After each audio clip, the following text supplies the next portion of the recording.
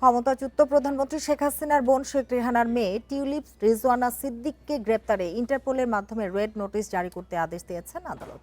দুর্নীতি দমন কমিশনের আবেদনের পরিপ্রেক্ষিতে ঢাকা মহানগর জ্যেষ্ঠ বিশেষ জজ মোহাম্মদ সাব্বির ফয়েজ এই আদেশ দেন। দুদকের আবেদনে বলা হয়, ক্ষমতার অপব্যবহার করে কোনো মূল্য পরিশোধ ছাড়াই ইস্টার্ন হাউজিং লিমিটেডের কাছ থেকে অবৈধ সুবিধা নিয়ে একটি ফ্ল্যাট নেয়ার অভিযোগে তার বিরুদ্ধে মামলা হয়েছে। অভিযোগ অনুযায়ী রাজুকের অনুমোদন পেতে প্রভাব খাটিয়ে গুলশানের একটি ফ্ল্যাট বিনামূল্যে নিয়েছে। বিকাশ পেমেন্টে 10,000 টাকার বেশি অফার, শপিং চলছে তো।